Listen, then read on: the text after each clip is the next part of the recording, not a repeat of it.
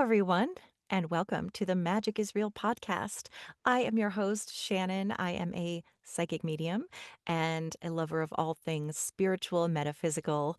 I just wanted to ask that if you like this podcast or this particular episode, would you do me a favor? It's a small favor, but it goes a long way.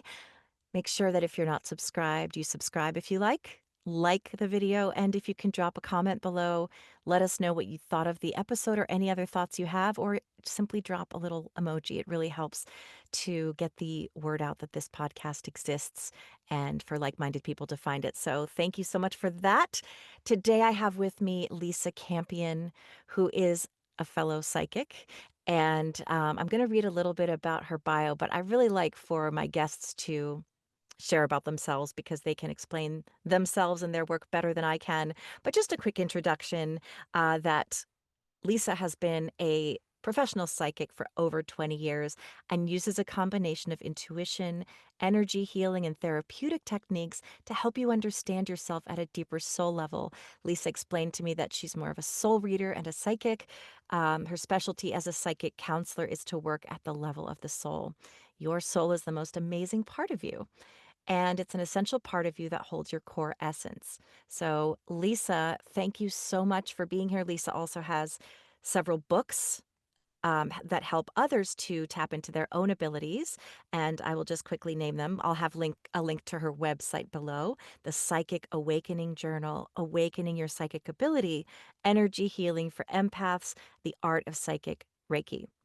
Lisa, thank you so much for taking time out today to spend time with me and my listeners. It's so Oh, lovely to meet you. thank you, Shannon. Thank you so much for having me on your podcast. I love, love, love talking to other psychics. Me So too. fun. Me too. And I want to hear all about you. I just want to say up front, too, for people that may not know, that there is a difference between a psychic and a medium. Now, I've heard it said that all mediums are psychic, but not all psychics are mediums. I don't know if that's true, but that's what I Mm, hear. Do you agree with that yeah, statement? I do. I agree with that. So psychic is a really big sort of umbrella term that includes like a lot of different psychic skills, talents, and gifts that people have. And mediumship is like a specialty. So mediums specialize in talking to people that have crossed over. It's a really beautiful job. It's so important, so needed, so necessary. It's such a beautiful gift to have. So I would say yes, all mediums are psychic, but not all psychics are mediums. And I don't call myself a medium, although I say mediumship happens. It happens when it needs to happen. I've been able to see the spirits of the dead ever since I was a kid. But my focus is more on, like you said, soul reading. Yeah, so let's Yeah. talk about that. I would love to know about your childhood, however it pertains to your spiritual journey and whatever you're comfortable sharing. Yeah, I guess I need to update my bio, Shannon, because really I've been a psychic for 40 years. I started as being a professional when I was 19, which is totally nuts. And that was back in the 80s. So it's been a minute. Yep. And I grew up in just outside of Boston in a super haunted house, and I was one of those I see dead people kids. So I grew up very psychic, able to see spirits, able to see. I called them the great people. I'd wake up in the middle of the night and the great people were standing, next to my bed, and they all wanted to talk to me. But I could see colors and lights around people. I could see angels and shadow spirits. I just knew things. I was an empath, even though back then there wasn't a word for that. So I came in like fully plugged in with a full psychic set of gifts. And it was really weird since I was born in the 60s. There just wasn't really anywhere for me to go with it. I mean, my God bless my hippie parents. They didn't like drag me to the church and throw holy water on me like used to happen. Um, or take me to the psych ward because I was seeing angels and talking to dead Uncle Fred. But wasn't really something I could talk about. There wasn't a conversation about it. There were no books in the library, really. There was no psychics on TV. There was no internet. So Yep. think about that. I mean, so I was really in this like wasteland of information, and I spent a lot of my time trying to figure out what was going on, what was actually happening, and also trying really hard to kind of pretend to be normal in public so I could just get through my childhood and, um, you know, get along day by day best I could. And then the 80s happened. I went to college, went to university, and Thanks be, it was the dawn of the new age. And all of a sudden there were psychics, there were books, there were training classes. And that's really when I started working as a psychic. And I quickly after that learned I didn't have enough skills to actually help people. So I went back to school and became a therapist. And for a long time, I combined psychic readings and therapy Yeah. together. Then in 1999, I learned Reiki, and Reiki was still pretty weird back then. Like it was still a little on the fringes of things. And so for a long time, I combined that I threw energy work into the mix. So I was doing psychic readings, their counseling, and Reiki. These days, mostly I teach and write books. So I don't have so much of a private practice anymore. I'm mostly mentoring other healers, mentoring other psychics. I really feel like my mission in life is to create an army of healers to go out there and save the world Hmm. and to help people who are having an awakening, a psychic awakening, a spiritual awakening. Maybe they wake up one day and realize they're an empath or that they really want to be a healer. And I'm so happy that I can help people go through it in a more graceful way than I did, because I really just thrashed my way through it and made every mistake in the book. And it was quite painful and lonely a lot of times. So I feel really called to help other people, yeah, just get through that in a much more graceful way than I did. Yeah. When you talk about what you said, you made some mistakes along the way, and I think this could be helpful to other people as well, is I mean, what mistakes can you possibly make when you're doing this kind of work? I think, I was So, really forging ahead. Like, I'm really glad that I went back to school and became a therapist because I think it would have been a big mistake yeah. to really hope, like, be thrown in to psychic work without sort of a real background on how to be trauma informed, how to help people, how to really hold space, how to have good boundaries, how to work ethically. I think that I sort of dodged that bullet, but I think a lot of newbie psychics don't, and they end up in positions where I always say nobody comes to my office because they're having a good day, you know, Right. that we're called on to deal with people in the throes of grief, especially as a medium, really knowing no one's coming to your office because they're having a good day. So we need to understand how to handle people's trauma. We need to understand how to handle people's grief, and that there's sort of two skills. Like you got to be a good medium, you got to bring in the spirits, and you have to handle the living person in a beautiful compassionate way, which is a different skill.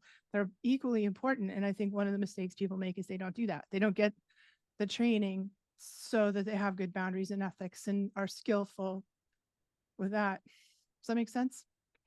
It makes perfect sense, and it's really important in our in what we do to as I also teach as well, other people to be Yeah. to tap into their intuition. And one of the things is it isn't just what am I seeing, what am I getting? It's can you hold space for someone in grief? Make sure to Yeah. avoid things like saying things like, "Oh, he's in a better place." "Oh, this happened for a reason," which a lot of times it did happen for a soul contract reason. But we have to Right. be delicate about how we deliver that to someone, if at all, and be sure Yes. that spirit is definitely telling us that and that we can share that in a way that's compassionate. So, can is this really what this person needs to hear? Um, and be very delicate around topics like that, not pushing our beliefs on somebody who has lost, for example, a child. How do you say to somebody, "Oh, your soul chose that"? That would be very, very, very hurtful, and that would be blaming somebody and making them Yeah. feel terrible. That's right. And I have a client who I love very much, and she had gone to a person who did who used spirit box technology to connect with spirit, and is also a medium, but kind of uses that. And he had told her, your husband doesn't want to talk to you, he's very angry.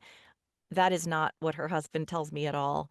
And she was very Mm. distressed by it, and I know he meant well, but there are issues like that where you have to just be so careful with how you're interpreting and Oh understanding my that. goodness. Yeah, Yeah. and it really damaged her a lot. It really, really, she really Mm. believed that that was true, and that the voice coming out of the box was very angry. And I was assuring her that I know this person meant well, and also I can tell you your husband comes through with nothing but joy, love, peace. Wouldn't.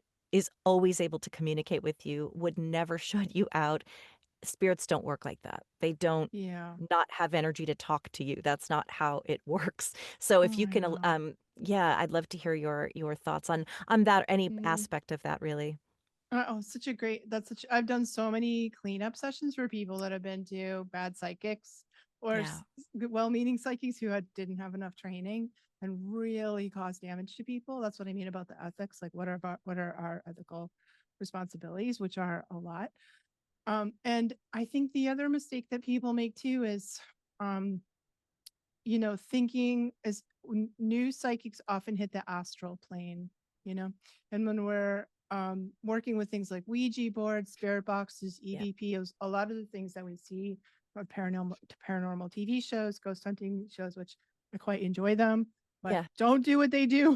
Don't Yeah. do what they do on those shows unless you want to get into a world of trouble. So, a lot of people think they're contacting a loved one with a device like that, with a Ouija board or spirit box or EVP, but it's really like an open channel to the astral plane and often the lower astral, which is where all the, not it's like the bad neighborhood of the psychic world. It's like we don't Mm. want to go there. There's a lot of mischievous or worse types of spirits there who prey on our weaknesses. They're parasitic a bit. They eat negative emotions. We don't want to encounter them. And somebody using a spirit box is not it's not reaching up into soul world. I was called heaven soul world, because it just seemed a little more non-denominational, a little more ecumenical. So it's not reaching up into, it's going sideways into the astral plane, and it's kind of like calling into the bad neighborhood. Hello, who's out there? Like, you know, anybody out there? Well, yes, and they're not maybe who they think. I see this with people who are channeling too, and channeling can be wonderful and it can also be somewhat dangerous. So many people think they're channeling something or somebody they're not. Like, Yep. we have to really have good training. We have to really use discernment. We have to really reach our vibration. If you want to talk to an angel, you have to shift your frequency very high. It takes a lot of, I think, training to actually connect very high up into the angelic realms. And so sometimes, like, if you want to talk to the angels, the angel cards are much more reliable and safe way to talk to them until you learn how to do it yourself. But I'm very skeptical in a way of people's channeled information. I'm skeptical of my own channeled information when I Yeah. channel information. I'm like, do we really know we are talking to who we think we are, and how do we know that? And real channeled information would never be mean, hurtful, would never make you feel bad. So of course your poor client's dead husband is never going to make her feel bad. Like, that's just not how the real connection goes.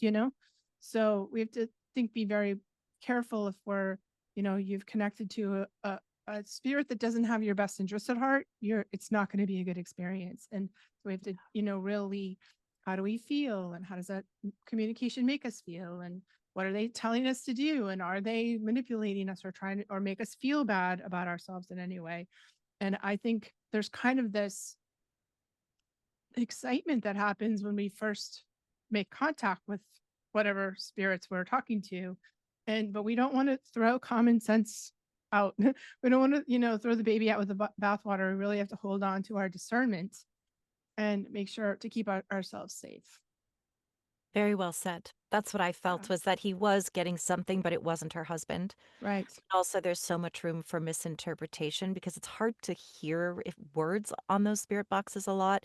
And Yep. the way that the things that I've watched, I used to watch them a lot, and a lot of the people interpreting them would think it said one thing, and I was like, that isn't what I heard at all. Right. So, and also it just felt like they're not really answering the questions. It felt a little disconnected. So Yeah. I definitely, I was curious about it, but it felt really dark. My energy was very dark with them. I felt very Yeah. creepy. Like when I watched them, I got bad vibes from them. Astral plane or lower astral, It just felt like the Ouija board. dark. Yeah, and I wanna ask you about that, just because I actually had some friends ask me the other day. A friend got, like, one at a thrift store, like an older one, and I'm like, "Well, that's a really cool artifact." And I said, "I personally wouldn't mess with it," although there are people that think that tarot can be just as evil. And I use tarot myself. I do I too. would love to know what your thoughts are about that. And there are people that think that I'm channeling dark entities simply because I'm a medium and I'm not supposed to do Right. that according to their religion. So Yeah. I'd love to hear your thoughts about that because sometimes I don't really know how to answer. I just know from what I feel Mhm. that when I use tarot, I ask for the highest light. And when I do readings, I ask for the highest light. But what's your take on Right. that? I think the tarot, I'm also like you, a big fan of the tarot. And I got my first deck when I was 16. Somebody gave me a copy of the Rider Waite, which is still the deck that I use. Yeah. And especially if you use an old deck like that, it's been around for so long and it really holds some beautiful esoteric teachings that are very, very high vibration and come down through the mystery schools. So it's not merely for divination, although it is quite good for that. It also holds like secret, sacred teachings that are super high frequency and high vibration. In fact, when I studied the Kabbalah, we would meditate on the tarot cards from the Rider Waite deck because they're gateways to higher levels of consciousness, you know? So Mm-hmm. to me, it's always been an incredibly sacred, powerful tool. I think people get freaked out because it is the death card in it. People get freaked out because it is the devil card in it. And really, those things just talk, the tarot is talking about our human experience and our soul's journey. So the death card can be the death of an aspect of you or the end of a phase of your life. The devil card is really about the challenges, the spiritual challenges we meet on our life path, that try to pull us off our spiritual journey, you know? um, and the temptation, the energy of temptation, what tempts us off the path. So I think, and all of those things require us to be discerning. I'm sure there are people, I'm so sorry to say this, who use the tarot cards for evil. I'm Yeah. sure there are people there, we know, and I know, and psychics who use their gift for the bad, you know, and really are out to manipulate people and harm them and steal their money. Scammers. There's so many scammers out right now. Um, and there are many, average ones. There are many brilliant ones. And I think we have to, as psychics, continue to grow our skills. I've been doing this for 40 years. I never stopped learning, never stopped growing. I'm still adding to my skill set every single day. And I think as like clients, we need to really access our discernment. If the psychic is like, your family has a curse and it's gonna, cost $10,000 to take it off and it has to be cash. And if you tell your husband it's not gonna work. Okay, well, we know a Right. scam when we hear one, right? Yeah. Hopefully, hopefully we do. And so using our discernment throughout the whole thing, and discernment is sort of like, for me, it's quite simple. Like, what, and the best example is like meeting somebody new. You meet somebody new, and within, they say, like 9 to 10 seconds, you have an impression. Is it good, neutral, or bad? Right. Right. And that's discernment. So when you're meeting a spirit, if you see something walking through your room in the middle of the night, and you're like, oh, I think that's Uncle Fred just stopping by for a visit. And you're like, you're going to feel good or neutral about it. If something's moving through your room and you feel bad, if that's your discernment saying it's no good. Or if you're talking, to a spirit yourself, or if you're dealing with a psychic or anybody that makes you feel bad, we really don't want to override that. Like you said, Shannon, like that the spirit box session made you feel bad, Mm-hmm. right? It felt dark and creepy. So I think we have to trust that. And if we do, um, trust it, then that's a really good leg up. And I also think it's really good to have, reputable mentors, people who we need to learn from, people who know what they're doing. And although I love the enthusiasm of sort of this younger wave of psychics who are coming in, sometimes I really scratch my head, the TikTok psychics, you know what I'm saying? Like, Yeah. sometimes I'm like, they're out there saying stuff that's not true, that's deceiving, or that's quite harmful. And I'm like, you really need, this isn't just something you can throw around. You actually really need to study and learn and have a knowledge base. So you don't, not, I've seen some stuff. I'm like, whoa, there's some karma there. There's some karma that we accumulate if we are not using our gifts with integrity. Yeah, thank you for that. I have sort of I felt that way. I feel really, really positive when I'm doing tarot, when I'm doing a reading, and I always ask for Yeah. protection and I always ask for Yeah. everything to be in everyone's highest and best. And I can't Yeah. say that actual spirits won't come through the Ouija board as well, that are good. Yeah. But the thing is, we don't know, or we can't differentiate. And so that's really important to know. I built my own spirit box out of curiosity. I never got anything out of it other than static. I never Mm. one time I thought it said my name, but I was like, it's not even convincing enough to me yet for me to I was just kind of curious about what would happen if I used it, but I don't. I just kind of did it. I made it for to see what the experience was, and to me I didn't need it. I think it's better when I use my own intuition. Yeah. I get clearer information and more specific information than a word Sure. popping out. A Yeah. word isn't going to give me anything, but a feeling Right. is, right? So I'm curious to know when you were a kid, you saw spirit. First of all, I have a side question. Did that frighten you or did it just feel normal and did they feel like friends to you? I never really was terribly frightened. Um, there were some. I have a few instances that I was like uncomfortable, and I think most of it was the discomfort that I still have dealing with the trauma and suffering of humanity. Oh, yeah. You know, so that's the part that's hard. You know what I mean? Like I was a little kid, my parents rented this house, summer house on the Cape. And it was super haunted. And there's this lady who was in there had died of a drug overdose. This was the 70s. She Yeah. died of a overdose. Really bad things happened in there. And it was horrible to see it. It was sort of like a repeating. So I would see what happened like over and over again, like what had happened in there was very bad. And also I could feel the spirit of her. So I wasn't scared of it. I was just sad that Yeah. humans suffer so much. Like what happened to her was so tragic, and so sort of the evil that humans do to other people, other humans. I've never really been afraid of spirits, Shannon. People, on the other hand, scare the crap out of me on a regular So, basis. You know what I mean? Like it's what you never. I've never seen anything in spirit world that was anywhere near as bad as what you see on the news. yep, You exactly. know what I mean? So I have seen shadowy things. I just always knew that like they're that I that I'm stronger in this world than they are, with Hmm. a few exceptions being really I went through a phase in the 1990s is going back to on the conversation about mistakes that I've made.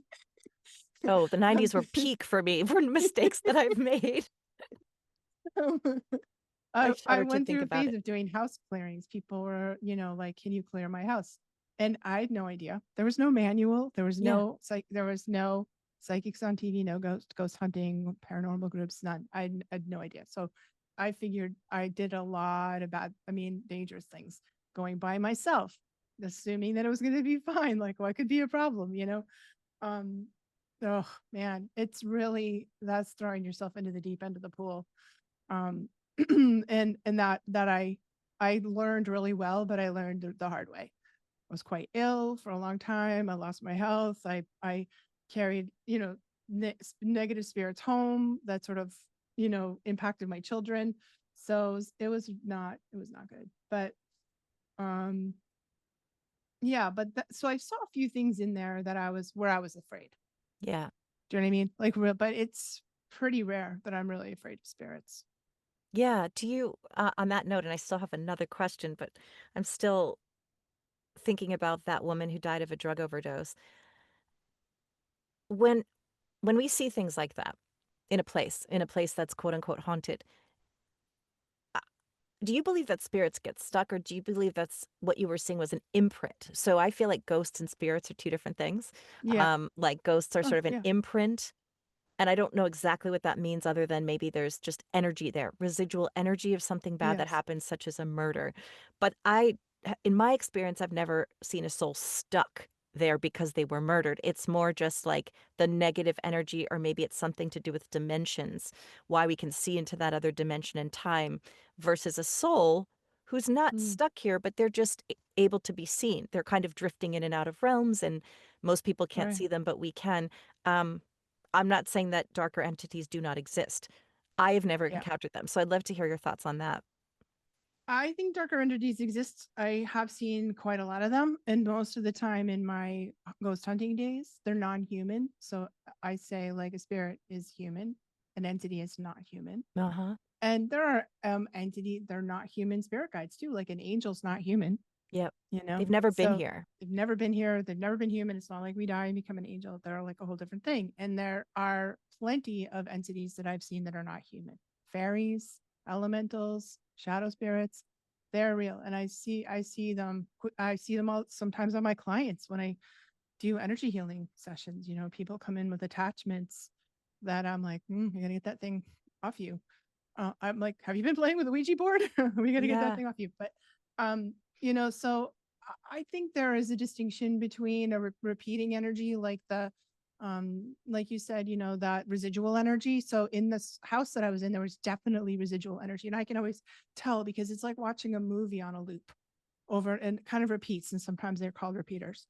And that was definitely true. It was a psychic imprint of that situation. But in this case, there also was the stuck like a ghost. And I just think so. Death for me, like death happens in a couple of different phases. So our spirit essence leaves our body, and then it has to travel through the astral plane and sort of rise up. This is sort of the tunnel that people talk about when when we hear people's stories from near death experiences. So there's sort of this transition that we have to make between earth plane and heaven where our souls reside in their peaceful state. And sometimes people don't make it. They get stuck in between the earth and heaven. And that's the astral plane. They get stuck in the astral plane and they really are lost. It's trauma or attachment or unfinished business that keeps them in the in between. Sometimes it's religious fear, like if you believe in that you're going to go to hell forever, your soul's going to be damned for all of eternity, you might sort of hold on and not want to go. Or yeah, that there's just unfinished business. And in this case there was both. So there was that the actual spirit of that girl um stuck who were like a ghost. um and I don't know, I she didn't cross in the time that I was there. I don't know what happened to her. I hope she did. Eventually I think ghosts are more rare than people think, but they do happen. Yeah. Usually when somebody dies outside of their own timeline, murder, suicide, accidental death, overdose, you know, or a really strong attachment holds them that doesn't allow them to die. Like the metaphysicians, the way I learned it, die the second death. So the first death is the release of the body, like the spirit moves out of the body. And the second death is your spirit crosses this astral plane and goes back up to heaven. And sometimes we don't die the second death and we get stuck here. Yeah. And when someone needs a clearing, for example, they have a stuck spirit in their house and they're being bothered by a Mhm. spirit, what does that entail, the actual clearing? How do you clear a space? Well, I don't do it anymore, but what I learned was, and I always say ghost hunting is like therapy. Hmm. But so they need therapy. That's that, I'm so glad I got that training. They need to tell their story. They need to be like, oh my God, I let me tell you what happened to me, you know? Yeah. And so they tell you, I see it, I feel it, I sense it, I know it. And sort of like this unwinding of their story. And I'm like, oh, dude, I'm so sad that happened to you. That's gotta be rough, you know? Um, and this poor girl who died, she was kind of young, like 17, and she was just so like ashamed, I think ashamed of her what the choices that she'd made. And a good Catholic girl, she was worried she was going to go to hell. She was so sad for her parents, Yeah. like to have like what's my mom going to say? I disappointed my family by taking up with some bad people. That's what I felt when um you told me about her. I immediately yeah. felt, oh, she felt so bad for her family, for her Yeah, parents. she felt so bad for her mother and the shame and the loss. It's like she couldn't face it, you Yeah. know? So she was sort of hiding in the house, right? And This old, like, I really like the old TV show The Ghost Whisperer, Mhm. back in the day. And James Van Prague, who's a very good medium, was their consultant for that. And in the first couple of seasons, they really got it right, I think, about what it's like, and to that light really does come down. And like I always say, look up. I always tell them to look up into the light and see, remember, God forgives you. Like Jesus died for your sins. Catholic ones need to remember that, and you'll be forgiven. That your family's waiting for you up there. Like it's all going to be fine if you go back home. And that's so they need kind of therapy. They need to share their trauma, share what they happen, have somebody witness. I always call it the witnessing. Have somebody witness what they experienced, and then often that's enough to help them Yeah. cross. Although I have to tell you, there is nothing more stubborn than a stuck dead person who doesn't want to go. You can't force them. You can't, and you shouldn't try, because forcing them is forcing anybody against their to do anything against their free will is also not very ethical or very good for your karma. So sometimes we pray, I pray for them. Like I ask spirit to come and help them, ask the angels to, kind of work on it. And sometimes the souls that haven't fully crossed over, they go to I always called it spiritual rehab, you know. It's sort of an in-between place in between the earth plane and heaven. And it's different from being a ghost, from being stuck, but it's a little midway point where I feel like lost souls get help. They get healing. They're in group therapy. they're in, Yeah. they're getting the assistance they need to process whatever went down here, because it's a crazy planet. It's hard to incarnate down here. And we get pretty battered up, pretty beat up sometimes in our earth life. So I think we can send them to that rehab place, where they can get some help and before they fully continue their journey. So I feel like this more like it's like a process. Mhm. It's not you're here and then you're there. I mean, that does happen for a great many people who pass away, but it's a process. Sometimes that process happens instantly. Sometimes it happens in a couple of stages and a couple of points along the journey. And I don't think there's any wrong way to do it. Right. Yeah. And so my next question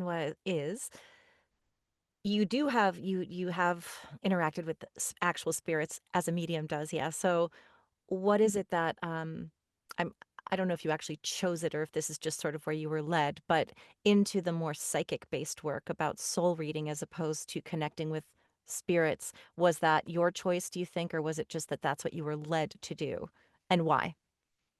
I I feel like um I'm really interested in who we are as souls. Like what, and that's why I sometimes call myself a soul reader. Like what is the arc and journey of your soul's narrative? Who were you in your past lives? What are your contracts with the people in your life now? What is your purpose? What are you meant to do? And what blocks or obstructs you? What are the obstacles from that? And where are you going? What's your future look like? Is there's sort of a narrative that our soul has that's to me so fascinating. It's the most interesting thing for me to look at as a psychic, and it's just kind of where my vision goes. And so mediumship can be a part of that.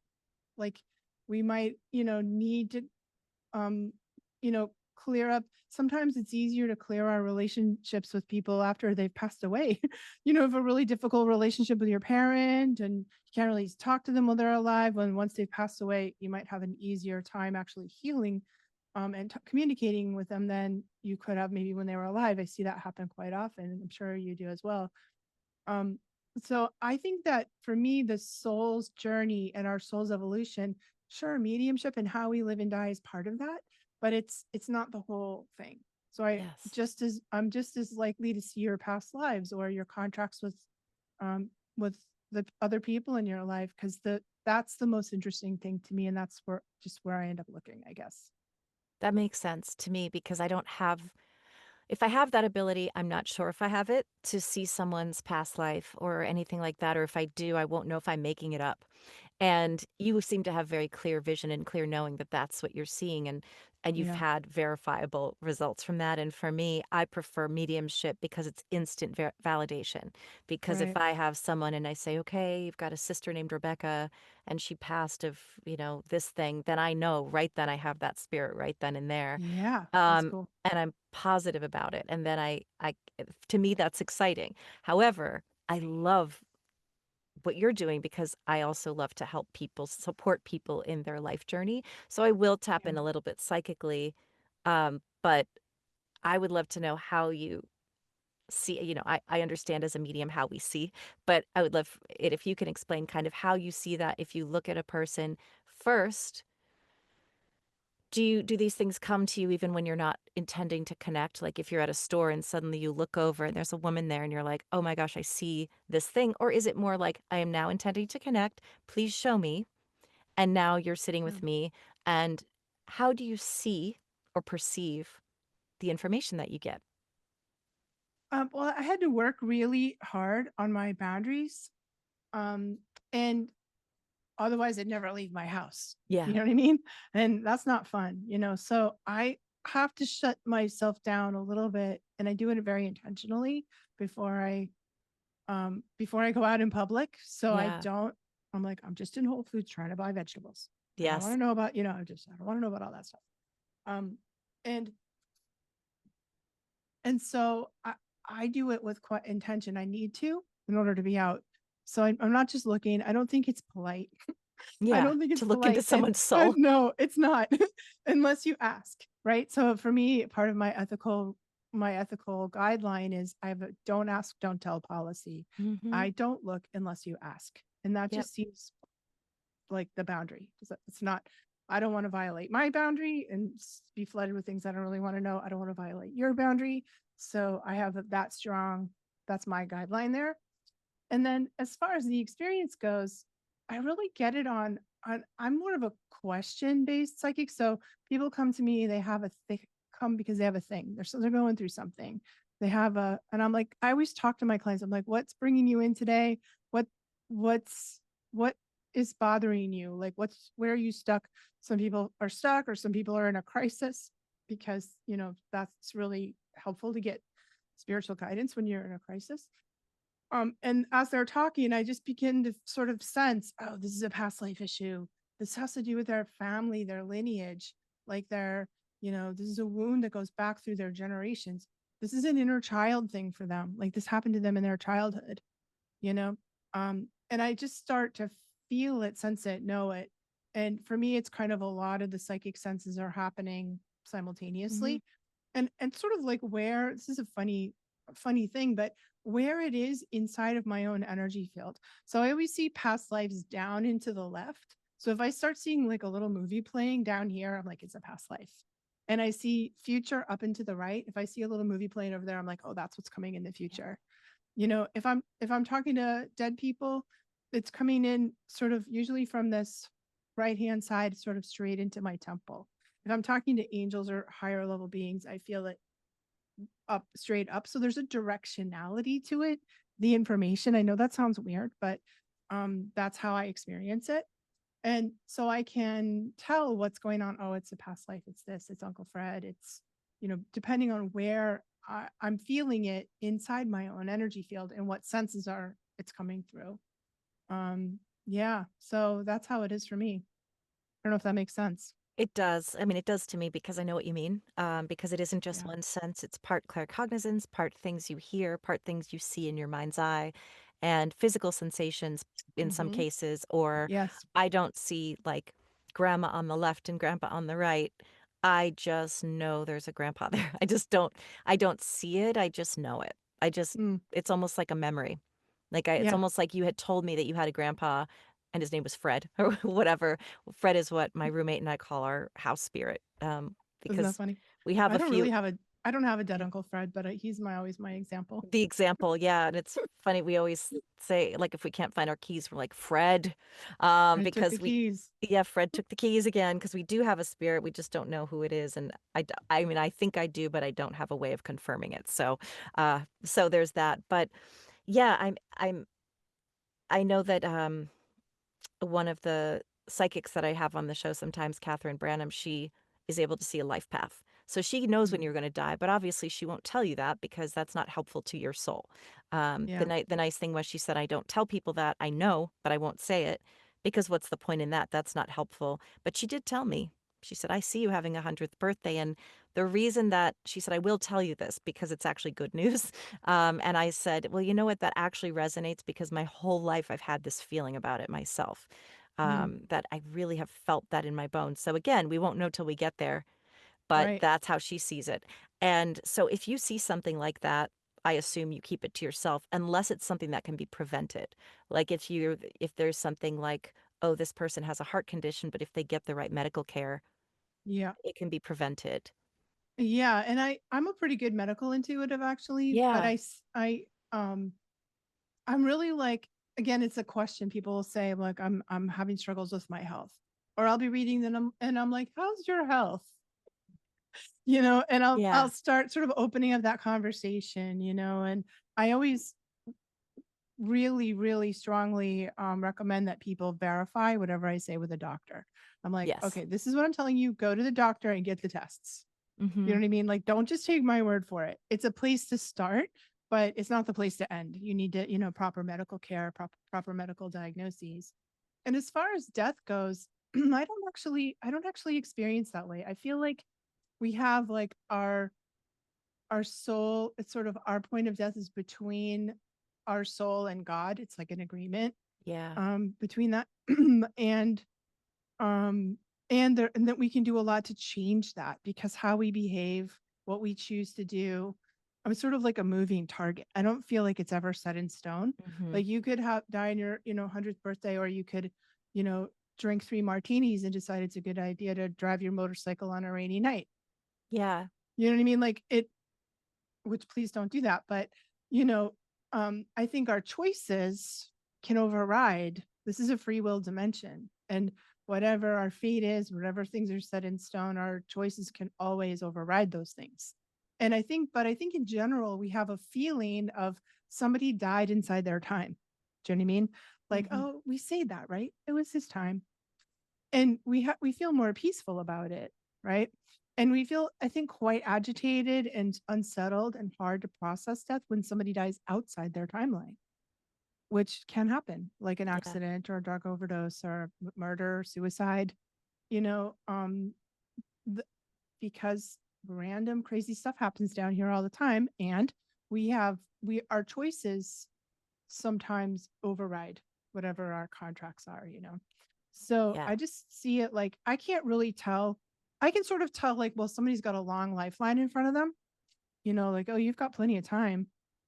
But if you decide to do the 3 martinis motorcycle Right. option, like I don't, that can change that. I can always tell when death is imminent. So to me, that's sort of like, I don't know if you've ever been pregnant or had went through childbirth, but it's kind of like it's a biological process that once it gets started, there's really no stopping Yeah. it. And death has sort of the same thing. It has this like the process goes underway, even though it can take a long time and it can be very subtle. When that's going on, I can totally see that. Like, you've got I don't, usually get clients that are in that state because you're probably at home in bed. You're in hospice by the time that's happening, you know. But I do think, I think if we're there have been times when I'm like, and I always ask for permission, like, I'm getting a psychic read on you. Can I share it with you? I really don't believe in the psychic hit and run, even in sort of emergency circumstances. So I still try to ask. And then I'll be like, you should really go to the doctor, or are you feeling depressed? Sometimes I can see that sort of black depression, that's sort of a precursor to suicide. If I see that, I'm like, I'll pull the emergency switch. Yeah. That's, And just be like, I'm calling your parents, or who can I yeah. talk to? Like, are you okay? Like, um whatever we need to do in those circumstances. But again, it's so to be very delicate and mindful of people's free will throughout that process and respectful, right? Of course. And then because we talk about free will and people can always make their own decisions, so things could change at any time. Yeah. Do you have premonitions of what's to come in the world or in the country? And if so, or like one, do you have premonitions? One, do you have a greater idea of where humanity is headed, for example, on those on that bigger scale? Or are you Right. able to see things like world events? Um, like I guess world events or the way that things are going. Do you have that ability? Yeah. I think everyone has the premonition. So to me, premonitions are like, imagine you're a spider sitting in the middle of a spider web, and that spider web goes out 365, right? And in front of you is the future, and things like walk across that, tickle the spider web, and we feel that. That's like a premonition. That would be a premonition. Or, like there's a disturbance in the force, right? Yeah. And we feel that. And everyone has premonitions. We've all had a premonition that somebody was going to die. Who Hmm. hasn't had that one? Or that somebody's pregnant. Those are, I think, the most common premonitions. You had a dream, someone died. You had a dream, someone was pregnant. Or you just looked at them and you're like, that person's pregnant, or they're going to be soon. So those sort of life and death things, I think we all have experienced that at some point. I write, as far as the world things go, I write them down in my psychic journal. I always recommend people make a Hmm. psychic journal and write down their dreams, their card pulls, their hits. I'll write a premonition down, and then I sort of forget about it because sometimes they don't happen. Quite often they don't. Yeah. Or if they do happen, I never know about it. Or I don't understand what the vision means until afterwards. That's what it was with 9/11. I'm like, I Hmm. live I live in New England, so I was living just outside Boston when 9/11 happened, and for 6 months before that happened, I was I would sit down and meditate, and I would get this like vision of like a skyscraper, like a silhouette of skyscrapers with like a mushroom cloud, like a mushroom cloud around it, and I was like, and I knew it was September, but my birthday's in September, and stuff, weird stuff always happens to me in September. So I was looking at it, I thought it was personal. I'm like, I'm gonna get divorced. Like a bomb's going off in my life. I thought it was about me. It was really Yeah. personal. It never, and I was sure that I actually did get divorced the following September. So there you go. Um, but it never once occurred to me that somebody would fly airplanes into, it's like, who could have ever imagined that would be something that would happen, right? So when it happened, I was like, oh, that's what that meant. I Hmm. don't I don't think we often know what the premonitions mean until afterwards, because they can be so symbolic. They're coming through the language of symbols for the most part. So I don't um pay attention to them very often. I find it just stresses me out. And I'm like, oh, I'll write it in my journal, and then I try to forget about it. I put it in a mental like storage, a mental filing cabinet that I call the X files. You know, just like I'm gonna throw that one in the X files, and maybe it happens, maybe it doesn't, I'll never know. And as far as the world goes, world events, I would say up until 10 years ago, um, I could predict the future pretty much like anyone else, just like, oh, well, life is going to carry on much as it always had. And then about 10 years ago, I stopped being able to see very far into the future, like our collective future, like 2 weeks, a month, a couple months out. Couldn't see 5 miles down the road like I used to, you know? And Hmm. I found that since that time, it's been the timelines, the future looks very chaotic, very changeable. I believe this is because we're in a deconstruction phase of our society, our global society. Like everything's breaking down, falling apart.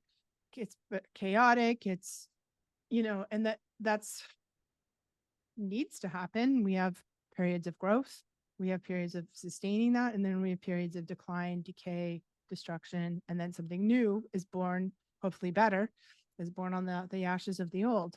So I think we're in the little bit of a forest fire. The forest fire comes, burns the fire forest down, new one grows. It's like that. It's part of the natural evolution of.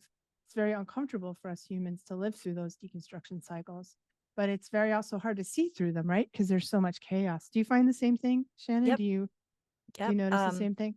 I do. In fact, I'm not, I don't see the future, but I do. no, this is a collective tower moment. Yes. I do see that everything is burning down for better to form, and Yeah. that all of that's happening. I don't care what side of the fence you're on politically. It doesn't have to, for me, it's not about that.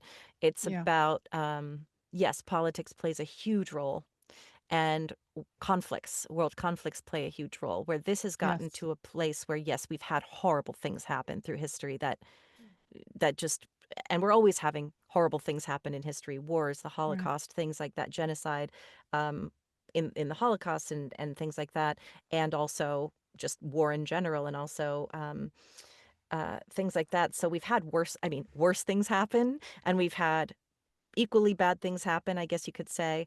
But I do believe, I have to believe too, that it's all because we are needing to wake up, and Yeah. that there's sort of, and I don't mean a revolution necessarily like a civil war, but I mean Mm. like a revolution has to happen where, for example, when Marianne Williamson was running for president, at first I thought, oh, that's ridiculous. Years ago, I thought, who, that's so silly. The second time around, I was like, please let her I would vote for that woman in a heartbeat, because Yeah. even though it seems ridiculous to someone who's really into politics, what she's saying is, can we please come back to humanity and love? Can we Hmm. please remember who we really are? It's sort of like she'd be like the Galactic Federation president. It's like, can we Yeah. please come out of this heavy 5D world where we're all in fear of one another, and we're seeing one another as the other and the enemy, and we're here and we have to fight for our existence, and we have to fight against each other. And can we please remember who we are and work together? And I think Yeah. more and more people are realizing this is an emergency, that we have to stop fighting. That's why I don't take political sides. I think Yeah. I don't either, really. I don't Yeah. consider and that may sound apathetic, but my feeling about it is I love Republicans, I love Democrats, I love anything in between, because we're all human, Mm. and we're all just making our way through this and reasoning through it the best we can. And we all have, the most people I know are good people who have other people's well-being in mind. We just have That's different right. ideas about how to get there, in my opinion, in my, most of the time. Obviously there are exceptions and there are Yeah. extremists on either side. But That's I right. do see that what's happening is this isn't sustainable. Right. None of this is sustainable. And so what are we going to do? What can we do to come together? I had one near-death experiencer tell me that she saw, I can't remember who it was, I'm sorry, but it was on the show, and she said, I don't know when this is going to happen, so I don't want to scare anyone, but it also, she said, I know that I saw that there is sort of a World War III event where lots of people die, but then the survivors form these agrarian communities where we still have Mm. technology, but we're back to villages, we're back to agrarian living, we're back to community. And I've been doing a lot of women's circles lately, and we all end up crying and realizing we need this. We don't Yeah. have time or energy for this. And so I feel like I'd love to hear what you think about that, because I feel like we need Mm. community and villages, because we have gotten so far away from that. And I don't mean the traditional family or it has to be a thing. I just mean we Right. need people. I don't care who it Yes. is. That's We need right. people to love and to sit in space and to be able to share and support one another. Wow. Yeah. I'm with you. Sign me up, and I, Yeah. I don't see war. I see more when I look into the future natural disasters. Yes. So storms, tsunamis, volcanoes, hurricanes. I think that's really the going to be what pushes pushes the system to overload, if you will. Yeah. And then I think probably like breaking apart of sort of the globalism Yeah. and falling more into local, you know, localism. So our local community, local farming, local, I think the days of like going to a superstore and buying strawberries from Chile in the middle of the winter.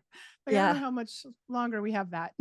Yeah. Like we may just be falling back more into the sort of those local patterns, grow local. I think I remember my grandparents with a victory garden, everybody had a garden in the front yard because we had to grow our own food. And I Yeah. think we might be going sort of back to that time.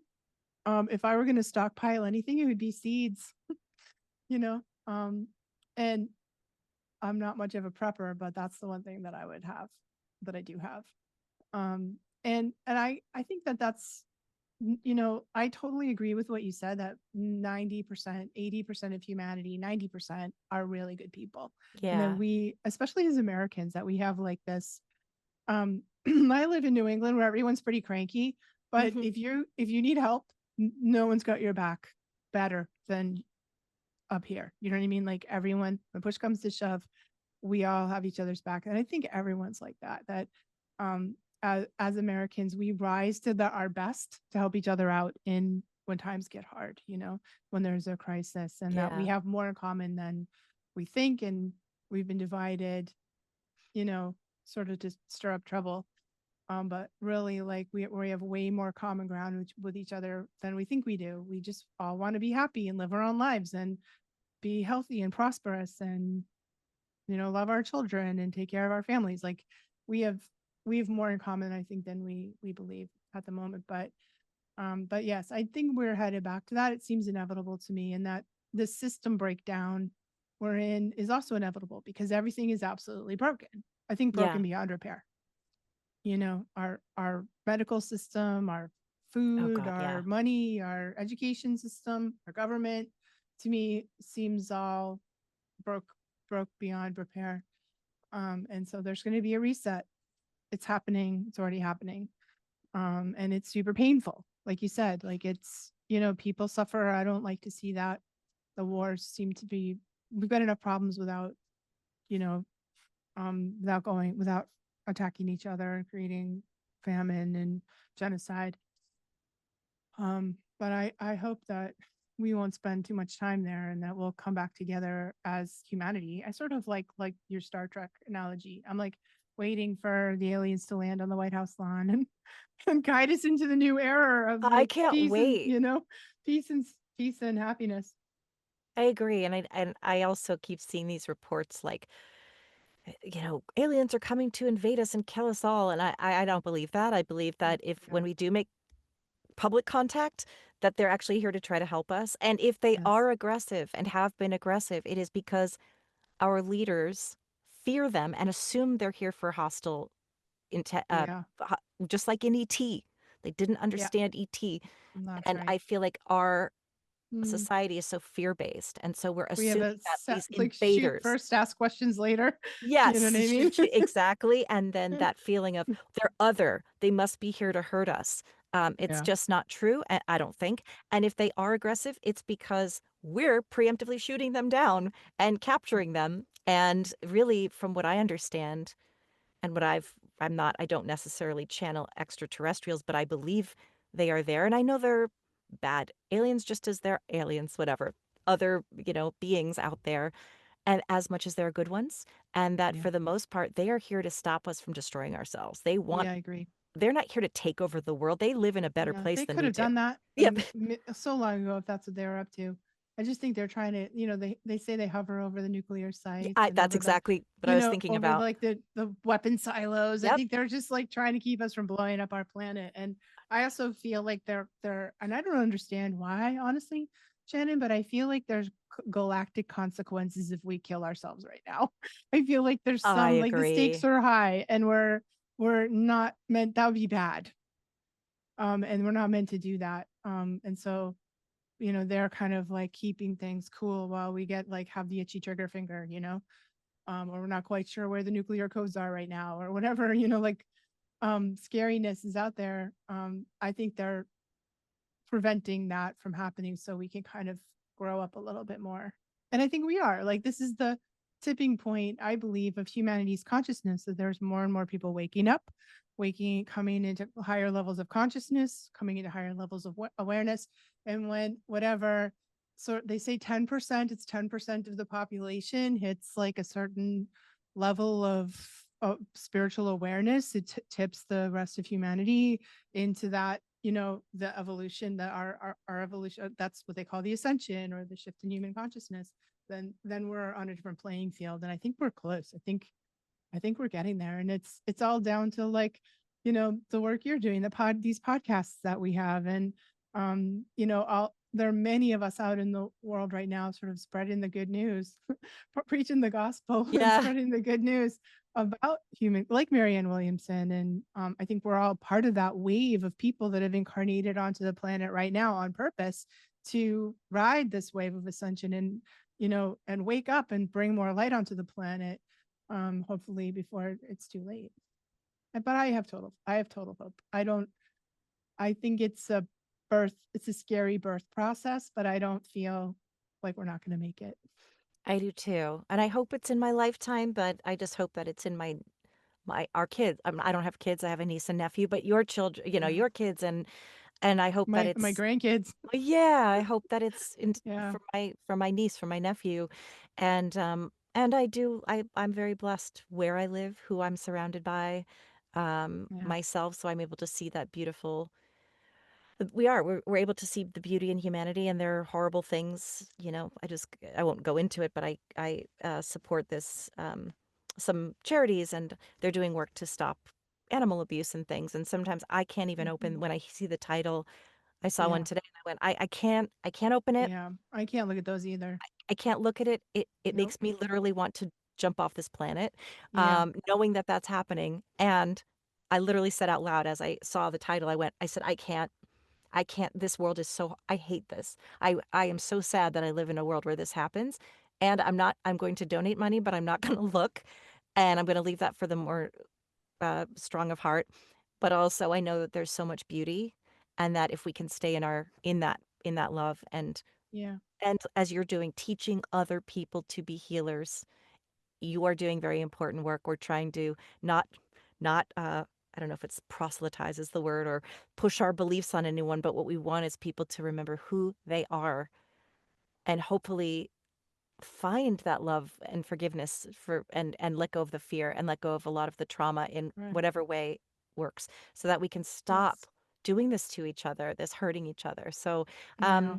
yeah, I just want to thank you so much for being here and sharing your light and doing the work that you're doing. It's so awesome to meet you. And are there any parting words or anything coming up that you'd like to share?